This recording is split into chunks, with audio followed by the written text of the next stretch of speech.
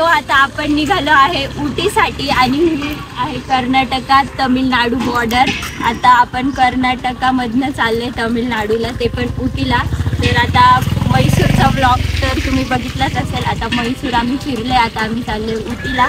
तर फ्रेंड्स, हा प्रवास 125 किलोमीटर्सचा होता।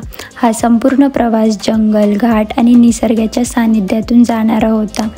सो सुरू करूयात आपल्या एका जंगल ॲडव्हेंचरसाठी। मैसूर सोडलं की रस्ता एकदम सुंदर होतो। राईट लेफ्ट सर्वीकडे पाहताच तर ग्रीनरीज, छोटे गाव आणि खूपच शांतता।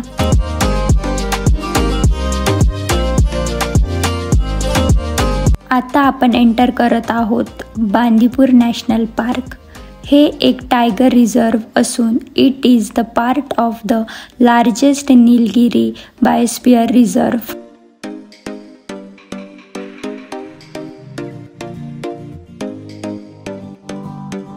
हा एरिया बांदीपूर फॉरेस्टचा ऑफिस एरिया आहे। इथे तुम्ही जंगल सफारीसाठी रजिस्ट्रेशन्स करू शकतात।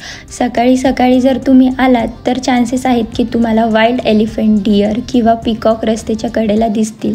आम्ही लकी आहोत की मार्चमध्ये पाऊस झाला आणि पावसामुळे दुपारच्या टायमिंगला सुद्धा ॲनिमल्स बघायला मिळाले।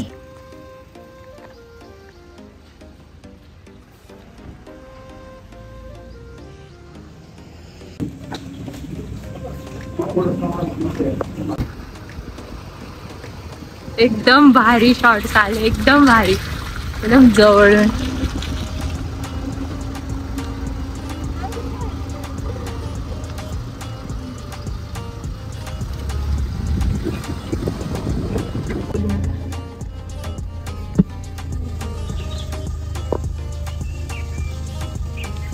ये वाह, क्या क्यूट है ना। ते बच्चे पाहिजे छोटे तिकडे।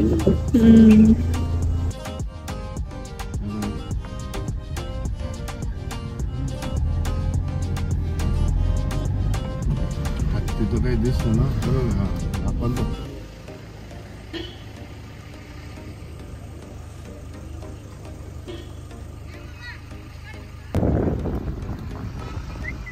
गरमी फाटते ना बाबा।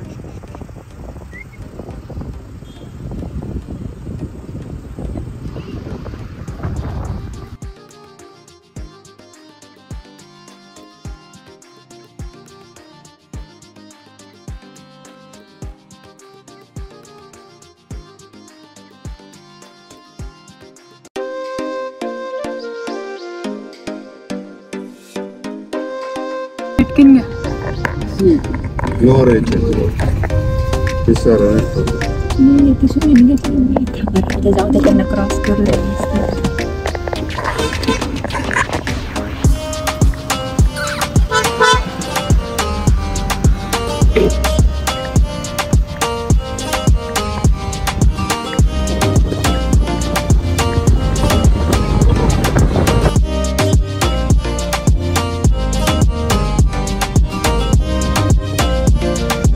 इम्पॉर्टंट इन्स्ट्रक्शन्स म्हणजे नो हॉन्किंग, हॉर्न वाजू नका, know getting down from the vehicle, गाडीच्या खाली उतरू नका, फॉरेस्ट रूल स्ट्रिक्टली फॉलो करा। मी सुद्धा कारमधनं सर्व व्लॉग शूट केलेला आहे। सुमारे 20 ते 25 किलोमीटरपर्यंत आम्ही या घनदाट जंगलातून ड्राईव्ह करत होतो। हे जागा खूप जास्त खास आहे कारण इथे वाईल्ड लाईफ आणि ह्युमन्स एकत्र रोडवर को एक्झिस्ट करतात। पूर्ण साऊथ ट्रिपमध्ये हा माझा बेस्ट एक्सपिरियन्स होता। ही प्लेस मला सर्वात जास्त आवडली आणि पुन्हा जर कधी मला चान्स मिळाला तर हा एक्सपिरियन्स आणि ही प्लेसला मी पुन्हा नक्कीच व्हिजिट करेन। इथे GPS सिग्नल थोडा कमी होता, पण एक लक्षात ठेवा, ही जागा मन शांततेसाठी परफेक्ट आहे। परफेक्ट सफारीचा अनुभव इथल्या रस्त्यांवरून घेता येतो।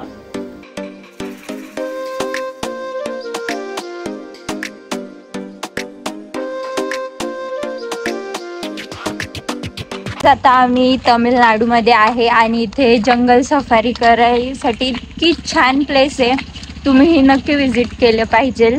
आणि चला आता मग आम्ही उटी सुकून है यहाँ सुकून आता आम्ही उटीला पोहोचू थोड्याच वेळात।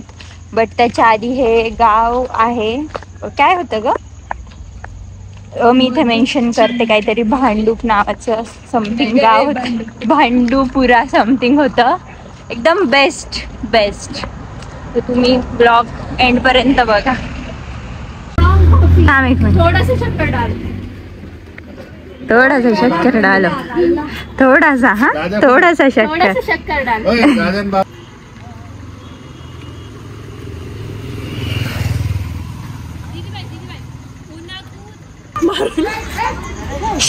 कशाला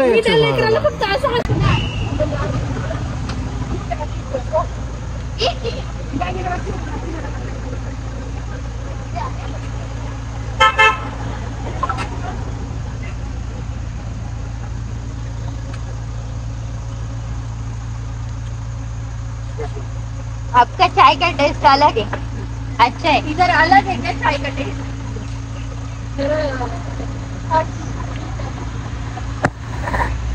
बांदीपुराचे जंगल पार करताच आम्ही तमिळनाडू राज्यामध्ये प्रवेश केला आणि इथून सुरू झाला उधंगमंडलचा घाट रस्ता. या घाटामध्ये 26 हेअरपिन बेंड्स अनुभवायला मिळते. 26 तीव्र वळणे 14 किलोमीटरपर्यंत.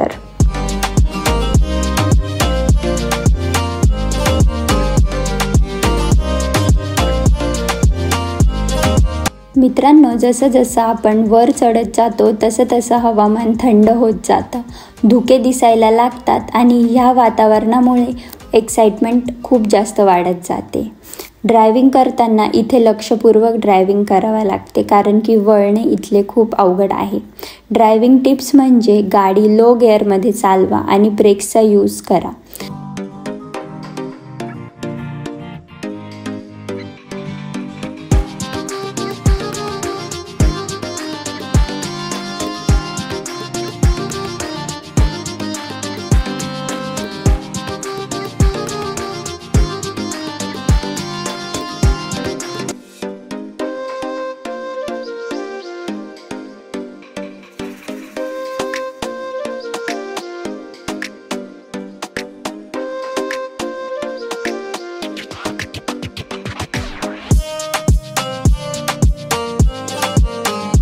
आता आम्ही जवळपास उटीच्या उंबरठ्यावरती पोचलोच होतो. दोघी साईडला निलगिरीचे झाडं, खूप मस्त अशी थंड हवा, सुंदर सुंदर दृश्य जे डोळ्यांना भारावून टाकतील. हा अनुभव केवळ डोळ्यांना नाही तर श्वासातही उतरत होता.